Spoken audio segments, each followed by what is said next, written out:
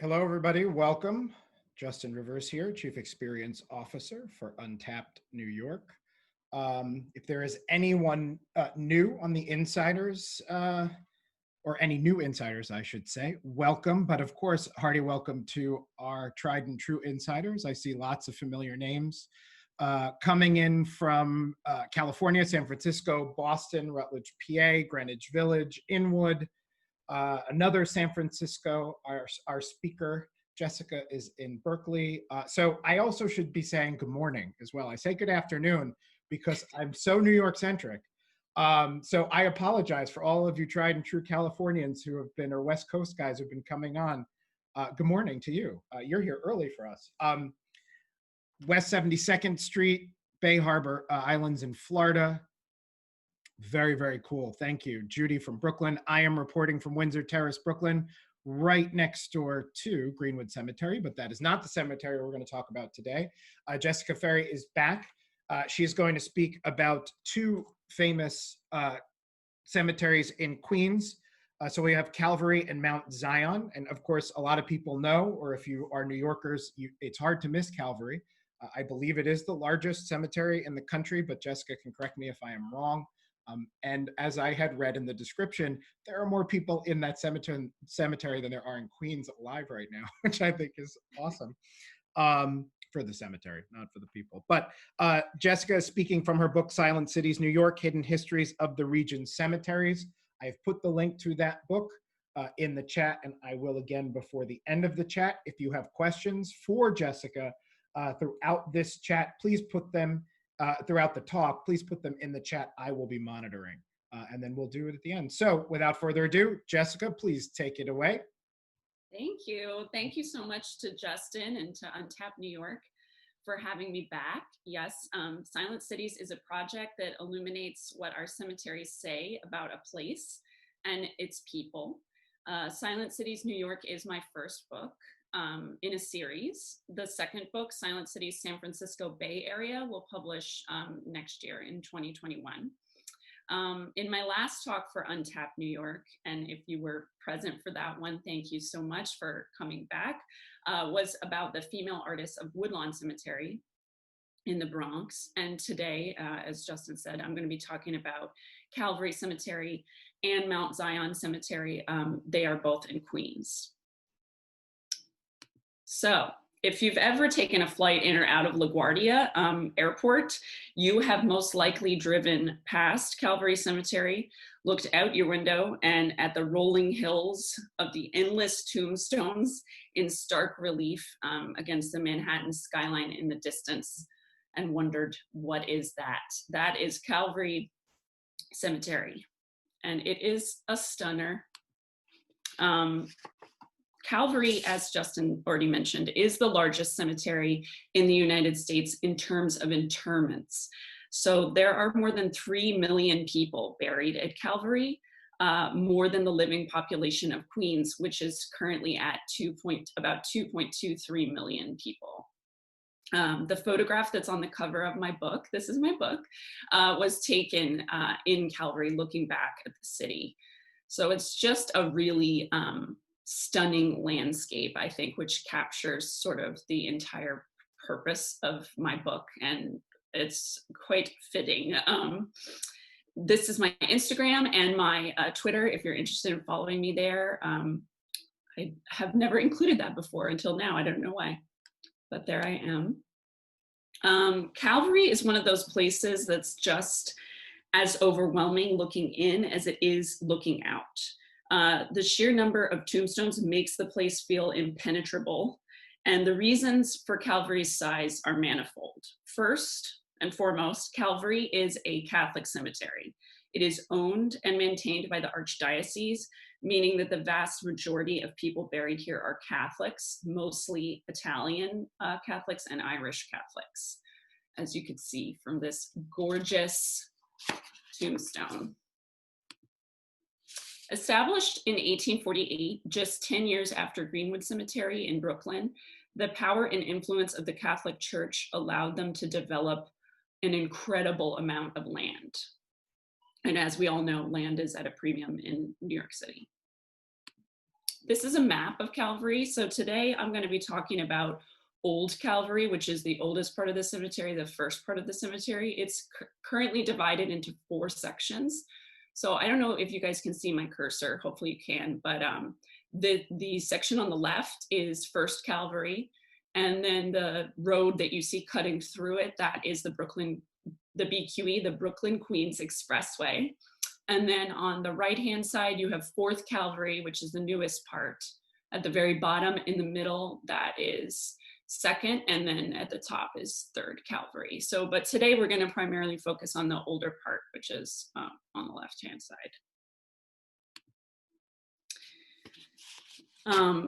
This is an Irishman's tombstone, and it really reads like a microbiography. So I just have to read it to you because I think it's so impressive.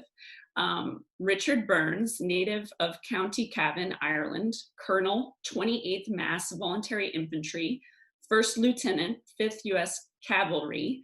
So I'm going to go ahead and make an apology if I say cavalry or cavalry instead. I'm going to try to keep them straight. It's like a word. It's like a tongue twister. 5th U.S. Cavalry, Sergeant Major, 1st U.S. Cavalry, 1st Sergeant, 1st U.S. Dragoons, mortally wounded, leading the famed Irish Brigade in the battle at Cold Harbor, Virginia, June 3rd, 1864. Died at the age of 31 years, June 12th, 1864. His devoted wife, Ellen, died January 12th, 1911. Loving daughters, Margaret, 1862 to 1900, and Catherine, 1863 to 1913. And then you have, incredibly, what I believe to be his last words, which were most likely sent to his family in a letter. Quote, "Put your trust and confidence in God. Ask his blessing. Kiss my poor little children for me. I fear nothing, thank heaven, but my sins. Do not let your spirits sink. We will meet again, Richard," unquote. Obviously, this stone was placed here probably by Richard's relatives at a much later date, given the dates on the tombstone.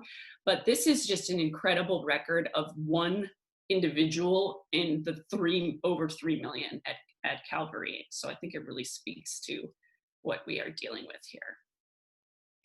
Obviously, Catholics have large families, but another reason behind the many burials is that until the 1960s, cremation was prohibited by the Catholic Church, meaning that Catholics always opted for traditional burial for the most part.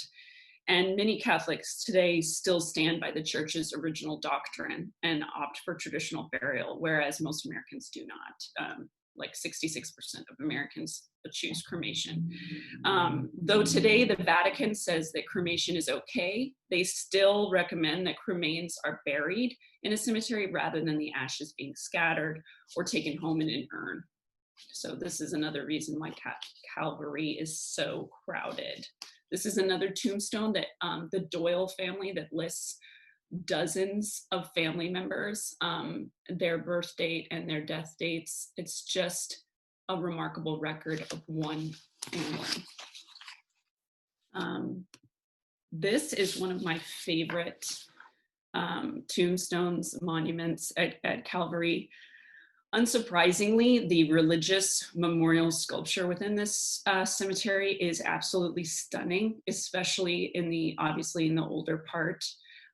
When memorial sculpture was still a really popular enterprise for all people who could afford it. Obviously here what you see is Jesus Christ after the crucifixion being attended to by the women, including his mother.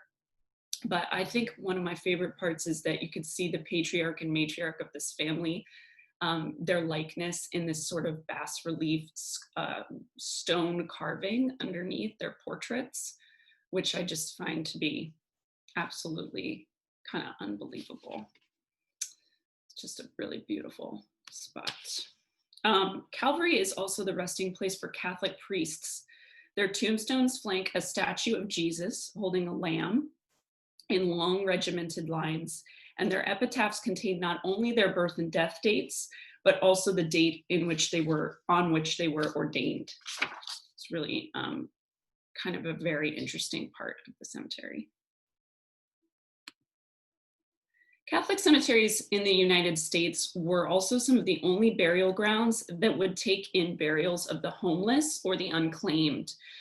In New York City, before Hart Island was developed for civic burial in the late 70s, early 80s, Calvary was the place where most of the unclaimed or the unknown were buried.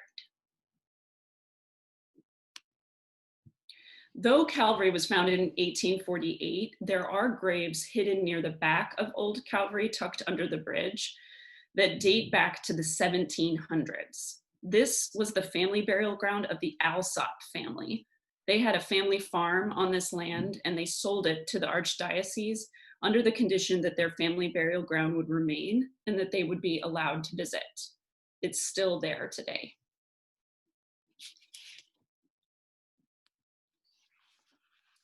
But the real story of Calvary is the story of New York City itself. It is, of course, the story of immigrants. Over 90% of the graves in Calvary list a place of birth not in the United States.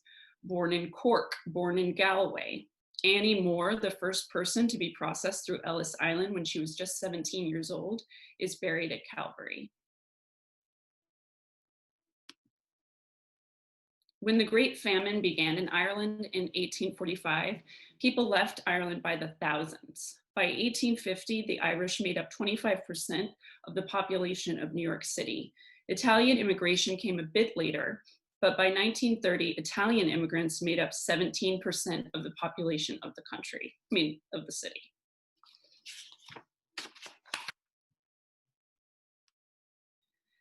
The other group of immigrants that had just as much influence, if not potentially more than Irish and Italian immigrants on New York City, of course, are Jewish immigrants. This photo is a photo of Mount Zion Cemetery, which is just a short drive up the highway from Calvary, and it was established in 1893. I just want to have a moment with this photo because it's one of the most favorite of all of the photos that I have ever taken of any single cemetery. It is absolutely breathtaking, in my opinion. You can see One World Trade in the very distance, skyline. It helps that the day that I was there was like incredibly cloudy and really moody.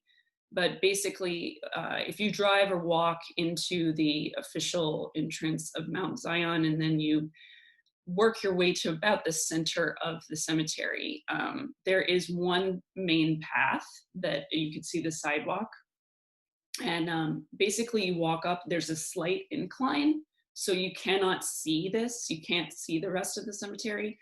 And as you walk up this slight incline with all of these jumbled tombstones, you come to the peak of this small hill, and this is what you see. It's just frankly unbelievable. Like Calvary, Mount Zion is very crowded. From the early to mid 1900s, burial societies were very popular within Jewish communities. And while it was cheaper to be buried if you belonged to a society, it also meant that the people running the society could basically pack as many people, could put as many people as they wanted into the plot of land that they owned in the cemetery. Another reason for the crowding or the jumbledness is in the Jewish tradition, burial is considered one person per plot. Unlike non-Jewish burial where you have family crypts or mausoleums, or you might even have, up to 2 to 4 people in one plot, family plot. Jewish graves stand alone, albeit alongside one another.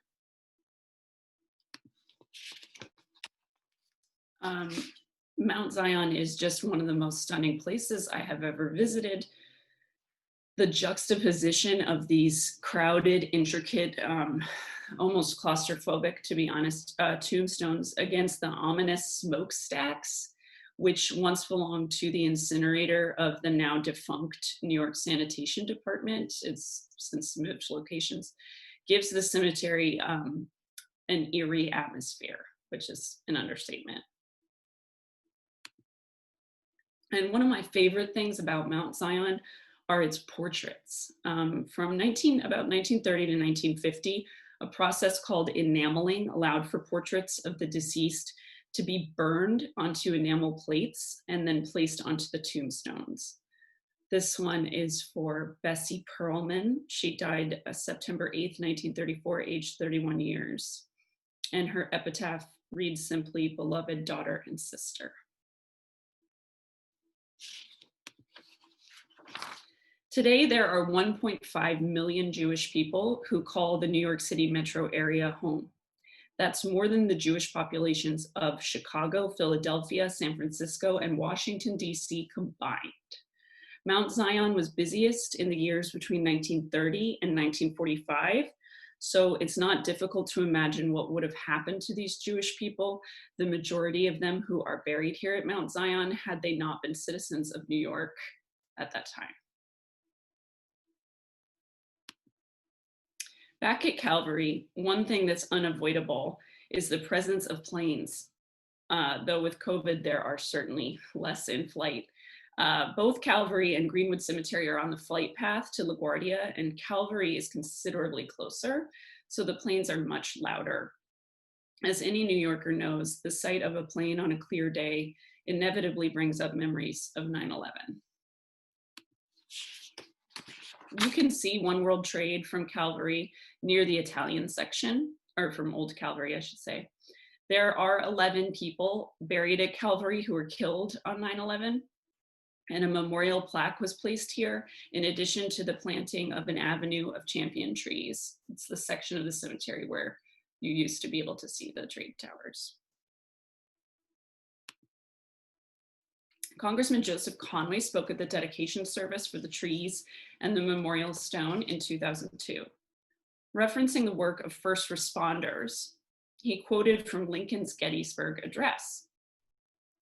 "The world will little note nor remember what we say here, but it can never forget what they did here. We here highly resolve that these dead shall not have died in vain, that this nation under God shall have a new birth of freedom, and that the government of the people, by the people, for the people, shall not perish from this earth." I think in this current moment, these words really speak for themselves. When I wrote this chapter, it's the 4th chapter in Silent Cities in the book, we were dealing at the time with the separation of families at the border and children, the detention of immigrants seeking refuge in our country. They were very much on my mind as I walked through the stones of immigrants at Calvary and Mount Zion. And I could not have imagined what awaited us this year. But now, more than ever, perhaps, is a time to reflect on what it means to be American and to make space to meditate on our complicated and often violent history. At first, I thought it was strange to quote from the Gettysburg Address at a 9/11 memorial. But now I think I know what Congressman Conway was trying to achieve. There is a little park wedged in the many stones at Calvary, the only New York City park to be placed inside a cemetery. There are 21 Catholic Civil War soldiers buried under this obelisk called Calvary Park and protected by these 4 statues. There's a near identical obelisk with these very similar statues at Greenwood, if it looks familiar to you, at Greenwood's Battle Hill. To the memory of the brave men, a memorial plaque reads, "Who gave their lives to preserve the Union, 1861 to 1865. And just in front of Calvary Park is a large monument dedicated to the fighting 69th, an all-Irish regiment that fought for the Union during the Civil War, and the 165th Regiment, an Irish regiment that fought in World War I and World War II. These soldiers were immigrants to this country, and these men immigrated here and then gave their lives for a country they had just come to call home.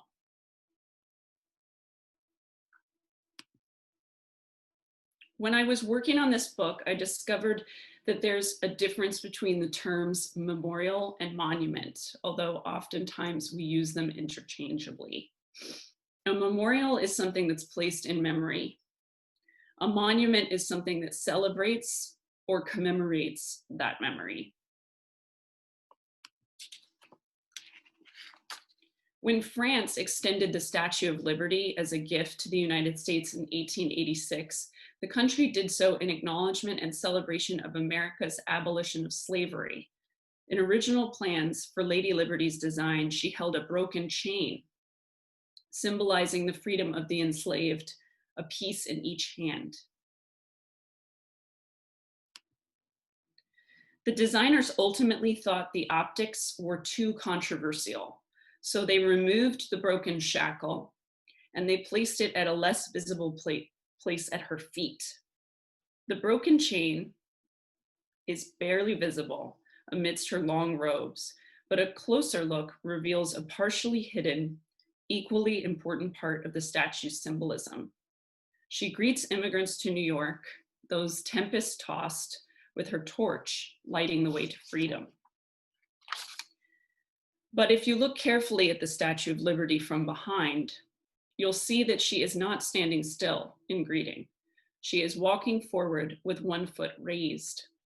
Liberated, she lights the way for others as she breaks her own chains. And those are the citizens of Calvary and Mount Zion. Thank you. Thank you very much, Jessica. That was really awesome. You know, I've never been in Calvary, so it's a real treat. So if anybody has any questions for Jessica, we had a couple of references to Godfather or mob movie funerals, because a lot of them seem to have that sort of Calvary backdrop. Yeah. Yes. Calvary was used in The Godfather, and in The Sopranos often. Oh, right. Yes. In The Sopranos. Norma brought up Mount, I don't know if I'm going to say it, Hebron or Hebron, which actually Hebron, it's Hebron. I was standing, Norma, this was crazy. I was looking for the remains of the World's Fair IND subway station, which is literally at the gate of Mount Hebron. So I was there yesterday. So to answer your question, how far is it? It's about 6.5 miles from Calvary. Wow, I'm glad you knew that, Justin. Yeah, no, because I was standing, it was a very odd story. It's on Horace Harding Boulevard. And so they called the World's Fair station Horace Harding Boulevard Station before they called it World Fair. And it was literally right at the front of the gate of Mount Hebron. And I'm like, I didn't even know there was a cemetery here. And now it comes up again. It's so weird. And Mount Zion. So Norma's asking, what is the distance between Mount Zion and Calvary? Do you know? Oh gosh, it's only I would say like 2 miles maybe. I mean, in distance, it's just that you have to get on the highway and then you get off literally at the next exit, but it's incredibly industrial in Maspeth, Queens, as I'm sure some of you know. So it's, even though the distance is not long, it can take forever to drive once you get off the highway because of all the trucks and just construction and factories and things that are going on. It's not easy to find. Apparently, Mount Zion used to have a very kind of beautiful, imposing sign, but it was taken down. So it kind of sneaks up on you when you're in a car looking for it, as I was. Cool. But it's not far. Distance-wise, it's not far at all. Yeah, and Matthew's saying that Mount Hebron is actually 5 miles from Mount Zion. So that makes a lot of sense, especially if you've got 6.5 from Calvary to Mount Hebron. David's also saying, yes, 5 miles east on the LIE. Right, yeah. Sheila mentioned that she's very excited about your Bay Area book, and when can we expect it? Oh, that's great. I think the plan is for it to come out next spring, basically. I mean, things have been a little bit delayed with COVID in terms of just like everything, publication schedules, but my hope is that it'll still be spring of 2021. Yeah. And I'm in the process of writing it right now. And it was a little difficult in the last month, basically, because some of the cemeteries here were closed, so I couldn't go to them. But now things seem to be reopening. So thank God for that. And yes, Colma, as you know, is, or may not know, is the only necropolis in the United States of America. It is, a necropolis is a city that's planned as a city of the dead, a city that's planned specifically for cemeteries. So yes, Colma, which is about a 40-minute drive from where I live in Berkeley, and very close to Daly City and outside of San Francisco, yeah, has 17 cemeteries in it. Wow. So it is a really incredible place, and I have been spending a lot of time there the last few weeks, and you can see that on my Instagram account if you want to follow me there. I mean, just a couple of days ago, I was at Olivet Memorial Park in Colma, and it was just absolutely stunning. There's also a cemetery there called Cypress Lawn that is unbelievably beautiful. So I'm really excited about it. Really cool. Yeah. Do you know a public transportation to Calvary? Teresa lives in Jackson Heights. There is a bus. There is a bus, yes, from to Calvary. I know there, because there is a bus stop right outside of the entrance to Old Calvary. I wish I could tell you what line it is, but I don't know. And same with Mount Zion, because I have a friend on Instagram who really wanted to go there after I had posted some photos, and she told me she was able to figure out that it was possible to take a bus. I don't think the subway, I wouldn't recommend the subway. It might be a hike, but are the buses running in New York? I mean, yes, yeah. The buses are running in New York. They're actually free. Oh, that's so neat. It's, and I mean, up until yesterday, they've been completely empty, but I've seen a couple people now doing it. It says here you can actually take, I just Google mapped it for you. Oh, You can actually do a bit of a hike, take the 7 and make the connection, or it's the Q32 or Q33. But from Jackson Heights, depending on where you're picking it up, it takes about 47 to 45 minutes. It's amazing that it would take that long. But I guess it's crazy. Yeah. I used to live in Williamsburg, and kind of like North Williamsburg near Greenpoint. And one day I walked from like Greenpoint to Calvary, and it was totally nuts. It took me forever. Yeah. It was a great walk, but it took me forever. Yeah. Good old 7. Very good question. Do you know generally how cemeteries are coping with the pandemic dead? Very good question. Yes. Well, in New York, which obviously has had the biggest losses, they are using Hart Island as a place to bury COVID victims, mostly because the mortuaries, as you know, are completely overwhelmed. The refrigeration is not, the refrigeration, even if you employed every funeral home in New York City, you would still not nowhere near have the space. And I'm sure that some of you have seen the news reports of the refrigerated vans that they had to employ outside of the New York City hospitals. So as of now, they are using Hart Island, which the city has used for several decades for civic or public burial. People call it mass burial, but it's really just, honestly, I mean, I know people have different feelings about this, but it's honestly kind of a blessing that New York has Hart Island for this purpose, because I really don't know what the city would do, honestly, otherwise. They might have to like develop parts of larger cemeteries in the metro area, but the problem with that is that like a lot of the historic cemeteries, as you know, are like almost full, so there's really nowhere to put people. So I think the plan is that they're gonna bury people at Hart Island, and then the identification is really pretty good, like the way that they're able to label people. And it's all sounds so horrible and insensitive, But then the hope is that people will be able to identify their loved ones and then make plans for burial in, a family plot or whatever the deceased wishes were later in the game.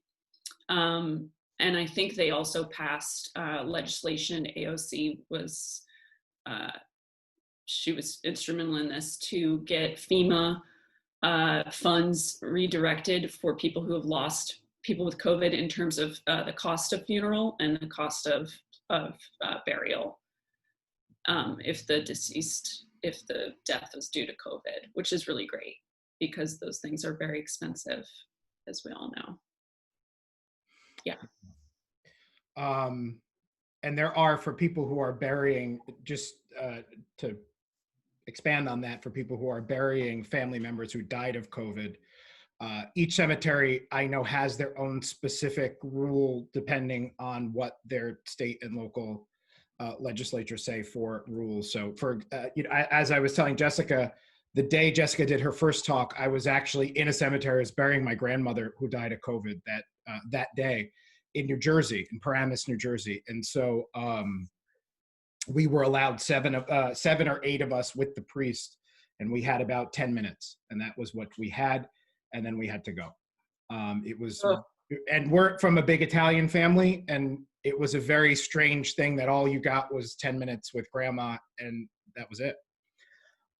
We had a really good question come in, which I had glossed over. Janet asked, what did they do with the bodies when they built the BQE? That is a really good question. I don't know. They may have moved them. So does the BQE cut through, or does it have a direct cut through the Calvary, or did it miss? I don't think, the way that, I don't know this for sure. That's a very good question. But the way that the cemetery is developed, if you look at the map, is that it was developed in portions, right? So it was like first Calvary, second, third, fourth. So I don't necessarily think that for that first Calvary extended into where the BQE is necessarily. Like the BQE probably was developed, like first Calvary was, had its borders, and then the BQE was raised. So that is like the dividing line, the natural dividing line, before they then went and developed the other parts of the cemetery. So if they did have to move anyone, it would have been a small portion, but I think the BQE kind of like was like a natural border for the rest. For the rest of it. Yeah. I don't think they had to move anybody. I mean, I hope not, but I don't actually know. That's a really good question. Peter asks, why is the 79th Regiment Calvary Monument a city-owned park wholly contained within Calvary Cemetery? What's the background on that? Well, I think there was a designation when they were when they were working on Civil War monuments within New York City, that they all would get protection, like from the city, basically, that they would be considered like memorial parks, like the city monument. It just so happened that the monument in Calvary also contained human remains. So that is why it's in the cemetery. Like, it wasn't developed as a park in the cemetery. Right. Do you know what I mean? It was, those men were buried there, and then they had the obelisk and the monument. And then the city decided that they wanted to protect that part, but because there were human remains there, that's why it's in the cemetery. So the designation as a park comes later. Got it. Okay. This was a really good question. Peter asked, somebody had mentioned that they had biked Calvary recently. And he had said that many cemeteries have rules against bicycling in cemeteries because they consider it recreation and not transportation. Yes. He says he was almost chased out of a cemetery in Queens after bicycling there from Manhattan. So if you want to bike to a cemetery, what do? You lock it up outside? You can bike through Calvary. You can. It's allowed. Oh, okay. Yeah, Calvary is allowed. They're generally like a little, because the cemetery is so much larger than most, I think they're a little more lax when it comes to these rules. But yes, if you've spent time at Greenwood, you know that, while they really encourage you to walk through the cemetery, they prefer for people not to exercise. Like this is this term, recreation. So no skateboards, no bicycles, no jogging even. And those are rules and regulations that I feel like should be respected even at this time. So yeah, but you can bike to Calvary and you can bike in Calvary. But yeah, it's just, you have to be sensitive to these things. I mean, I think the cemeteries are really struggling right now to deal with, everybody's desperate to get some fresh air and to be able to walk and do social distancing. So we just have to make sure that you're being sensitive to the fact that it is still a cemetery. It's very Victorian. Everybody's going back to cemeteries to sort of, enjoy the open spaces. Yeah. And again, you and I were talking about this off camera before we started about Greenwood Cemetery, which I live literally, you could see it from outside my door. They graciously opened up 7 days a week during COVID to let people walk around and enjoy it. And then a couple weeks in, they had to put an announcement out saying, guys, please don't run, please don't walk your dogs, please don't do things like cut your hair or work out in Greenwood Cemetery, which I was like, oh my God, really? Like this is something we have to do? But Greenwood Cemetery has been a lifesaver for me hair. as a resident. Yeah, or do you like cut apparently some guy brought a razor or a pair of scissors out there and just started cutting his hair. Goodness. Also, just wanted to take a moment to thank everybody for their condolences. I did not mean to bring up grandma in that certain situation, but it's interesting. I didn't know anything about COVID burials either until we lost grandma, and that each of the cemeteries have their different rules. So I do appreciate the condolences. Thank you guys very much. Good question from Norma. Again, is Calvary still active and Mount Zion still active? Calvary is still active. Yes, absolutely. In fact, as far as I know, the fourth section, which is like nearest at that bottom map that I showed you, is like pretty much, it's very well developed, but they still have room there. So yes, you can still be buried at Calvary, 100%. And they may even have plans to develop a fifth section from what I understand. So yes, definitely still active. Mount Zion, I think technically, yes, Mount Zion is still active, although I don't know how much longer that will be the case. I mean, when I was there, there was a groundskeeper there. There were no other people there except for the groundskeeping guys. And I asked him how long he had worked at the cemetery and how many burials he would say that they get on average per year. And he said 1. Oh, wow. So I was like, oh. So yes, if you want to be buried in one of the two, I would say you probably have a much better chance at Calvary. I think Mount Zion is probably pretty close to becoming non-active.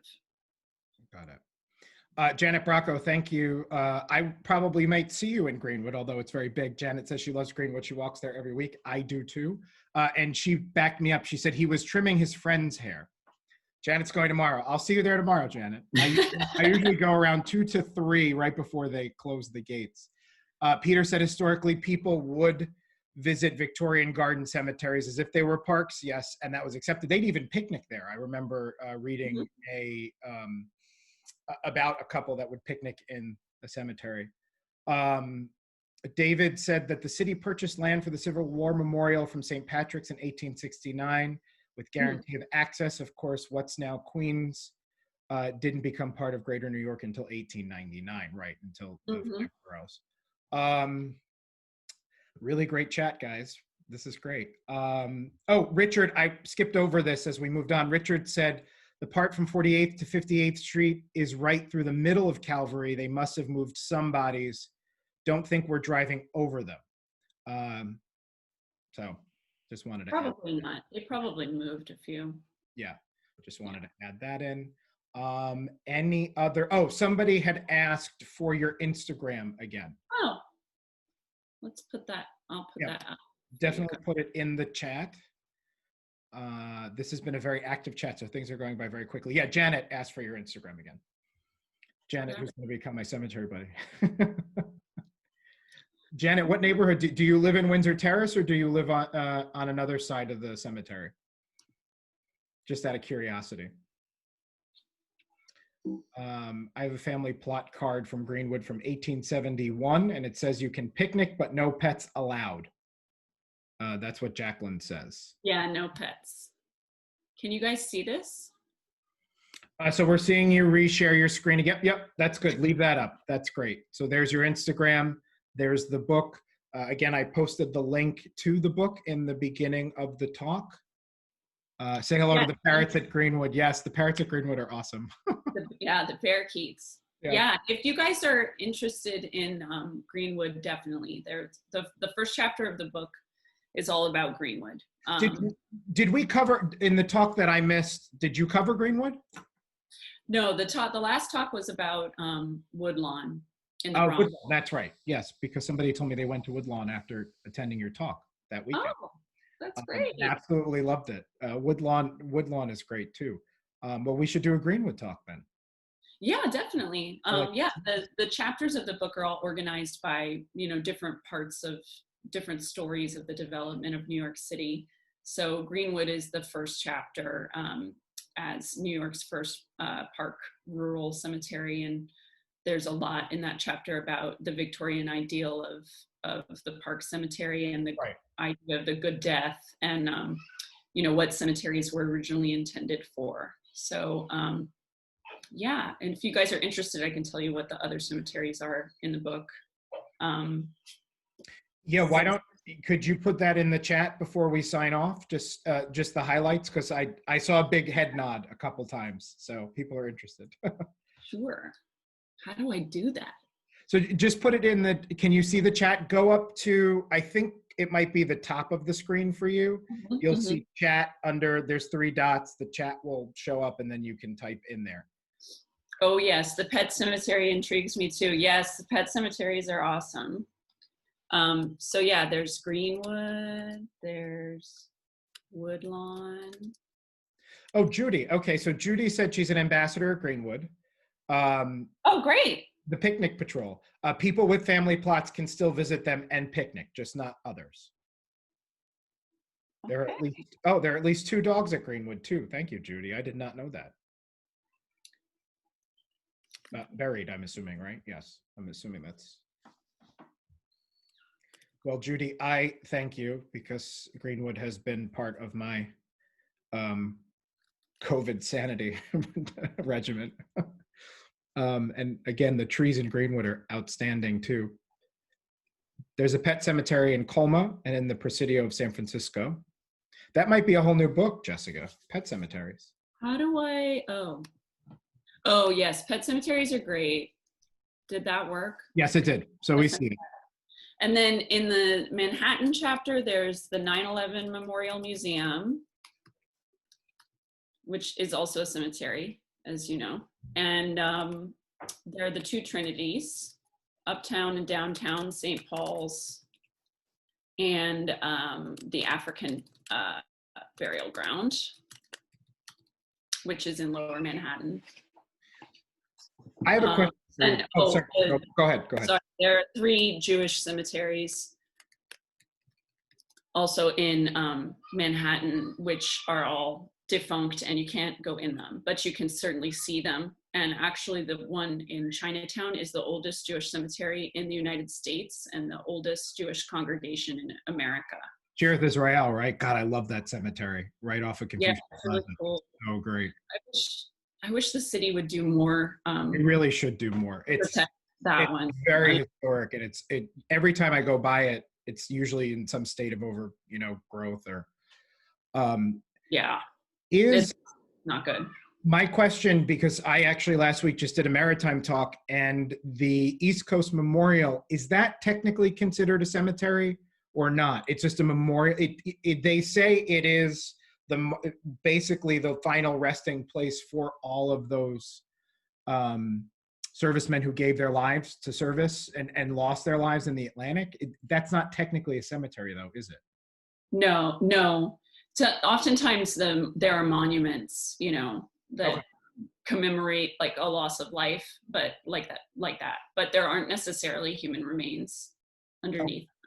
so Yeah, that, right, that would make sense. So there has to be a human remain for it to be technically considered that. Okay, that makes sense. correct. Yeah, like there's the Irish famine memorial in Manhattan too. It's Right. like the same case.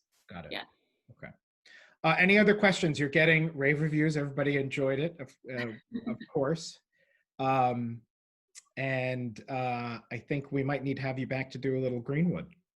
Yeah, definitely. I mean, I mean, I could just do an overview about Greenwood. Certainly Sure. some of the Victorian stuff is really, really interesting. I actually think that the ideals sort of the good death and what today is called the death positive movement Yeah. is really actually relevant, especially, like Justin, in your experience with your grandmother.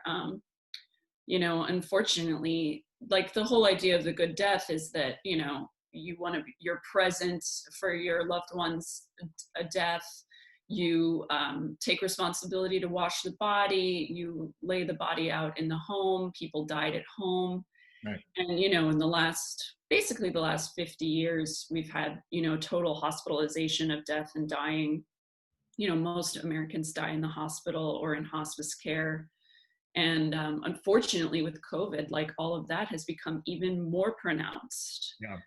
because, people aren't able to be there in the hospital with their loved ones when they die. And you're not even barely allowed to go to a funeral, or if you do, you have to socially distance, with the amount of people who are allowed to go. I mean, I had a family member who actually had a loved one die, not of COVID, but during this, and they weren't even allowed to get out of their car. Oh, wow. Yeah, during the burial. So yeah, it's something that, I think as we all go through this, like some of the tenets and ideas behind the good death can really come into play.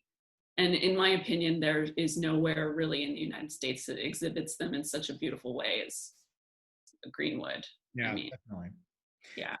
Maybe if we could talk to Greenwood, I can even, while you're talking, I might even be able to go out there and do virtual while, reporter on the scene. Because I'm Yeah, literally, that'd it's be 5 minutes, cool. the gate's 5 minutes from my house.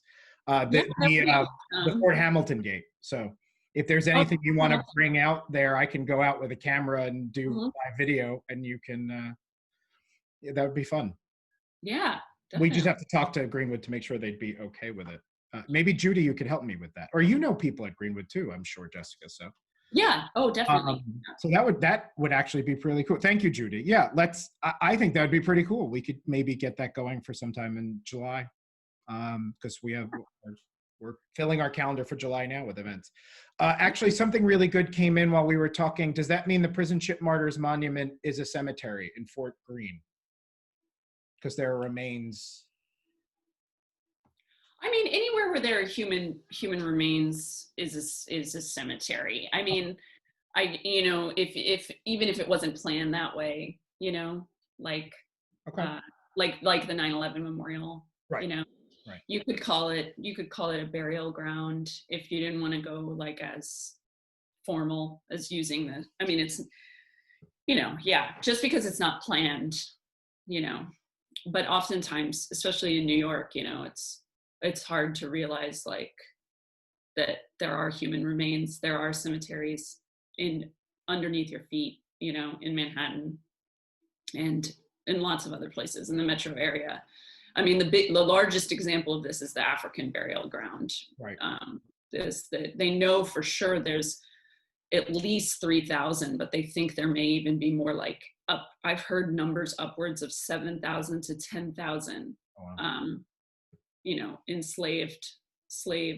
Slaves buried under Lower Manhattan, under the federal office buildings down there near, Ground Zero. Right. And Washington Square Park, too, which actually was brought up by David a couple of chat lines ago.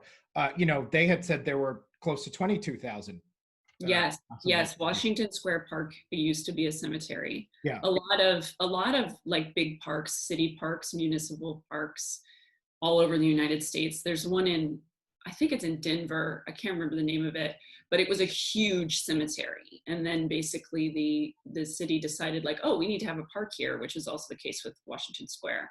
So they kind of like scrambled to like move, all the graves to disinter people and to move them to different different cemeteries. But of course, when you're in a hurry and the technology then obviously was not very good. I mean, you're talking about unearthing graves with your bare hands with a shovel. So a lot of people get left behind. A lot of things aren't done like the way that, we would do them today with a tractor, with like, so yes. So there's lots, they find people constantly under Washington Square Park, constantly as they're developing that and they're repairing parts of the park. They find human remains all the time. And the same goes for actually San Francisco, where I live, in Berkeley, but in the city in San Francisco, people constantly find human remains on their property, like as they're renovating, like if you're renovating your house or your basement, in apartment buildings, as the city is being developed. Because in 1911, the city passed legislation to move all of the active cemeteries, with the exception of 2, out of the city of San Francisco and to Colma. So they literally moved huge, humongous cemeteries, thousands and thousands of people. And that was done hopefully by, I think it was supposed to have been done like by 1914. So it's not a lot of time, 1911 to 1914. But they didn't move everybody. Because people constantly, like there was a woman a couple of years ago in San Francisco who was renovating her basement, like in her basically a brownstone, like her townhouse. And she found, they unearthed a glass coffin with a little girl inside of it. And she still had like her hair and was like still holding like a rose. It was like a 3-year-old, I think, little girl. And she called up the city and said, I found this in my house, basically. And the city was like, well, it's on your property, so you have to deal with it. Oh my God. Yeah. And she was like, what? So she actually launched like a crowdfunding campaign to pay for the expense, to like move the little girl out of her house, but also to give it to like a research institute. I think it was at like it might have even been at UC Berkeley, to figure out like who this little girl was and what, like where she had come from. And it took about a year, but they eventually ID'd her. Oh, wow. And they found out what cemetery she had been buried in, because there used to be a cemetery where the location of where this woman's, house was. And they figured out who she was and how she had died and who her parents were. And they actually reburied her in Colma. So yeah, it was an incredible story. But yeah, things like that happen all the time in San Francisco and New York, major cities, because the rapid development of a city like San Francisco or New York or, even Denver. I mean, it's, the cemeteries couldn't keep up with that kind of pace. So things were done like in a scramble.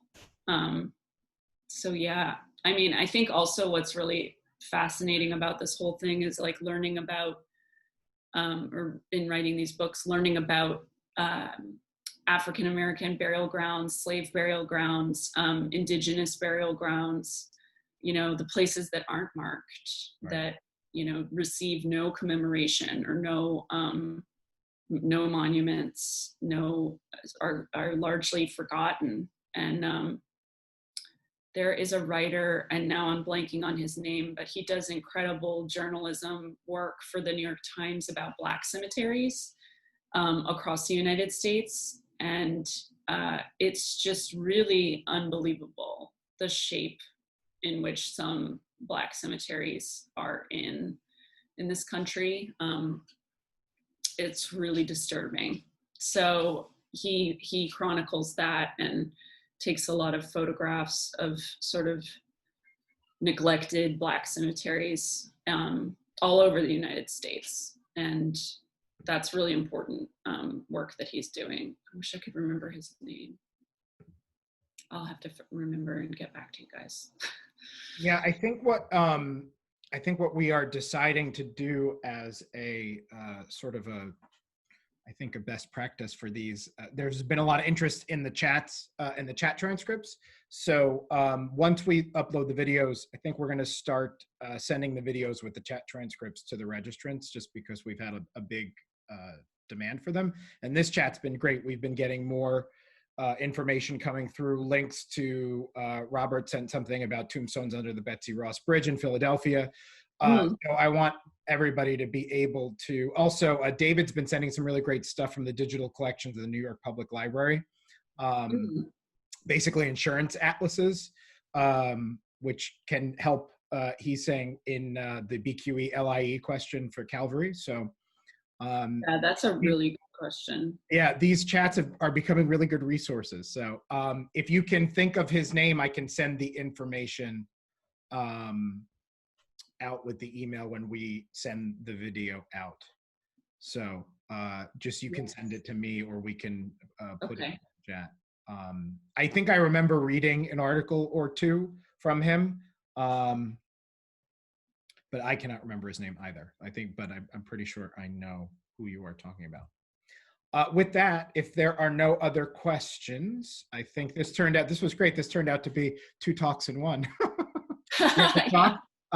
Just so you know, I'll just keep talking. I know that's, and actually Janet did bring up a good question. Isn't there a slave section in Greenwood? I don't actually know if there is a slave section. That's a good question. Judy says yes. Yes, there is. Judy, you would know, Judy. Yes, there is. I don't know where it is either, and I go in there all the time. Slave. Judy, where is it? What gate is it closest to? There was a colored graveyard now called Freedom Plot. Freedom Plot. Okay. Interesting. Huh. That's cool. Yeah. One of the interesting things about like the idea of like Black cemeteries versus, the segregation of burial in the United States is like really fascinating to me, because in New York, like at Greenwood, as Judy's saying, there's a section that's like specifically for Black people. Right. But like, I don't know if anybody's ever been to Atlanta, but Oakland Cemetery in Atlanta is one of the, most historic. It's like the only part of Atlanta to survive Sherman's march through Atlanta, and it is gorgeous. But there is a whole section for Black people, which is separate from the rest of the cemetery. So, it is segregated in that sense, but it's kind of like, well, you go back and forth, because you're like, well, at least they had that section available to people. But, then the fact that it's segregated. Right. I mean, I also am glad that they had that section, because it's there, it's been protected, and like been able to benefit from the support of Oakland, as an institution and a historic institution. And a lot of Black cemeteries don't get that. Right. So it's kind of like hand in hand, where it's like, you're like, oh, but it's segregated, but then like Oakland also has like a Jewish section as well. So yeah, it's something that I've been learning about a lot about the cemeteries here in the Bay Area. There's not really that separation. When I'm like Googling, like, is there a Black cemetery? There are for like certain groups, like there's the Italian cemetery, there's the Jewish cemeteries, but then in the larger cemeteries, like the park cemeteries, like Greenwood, there's not necessarily a delineation between different ethnic groups, which is really interesting. Norma had mentioned that in Miami, there's segregated Spanish American War section, Black section.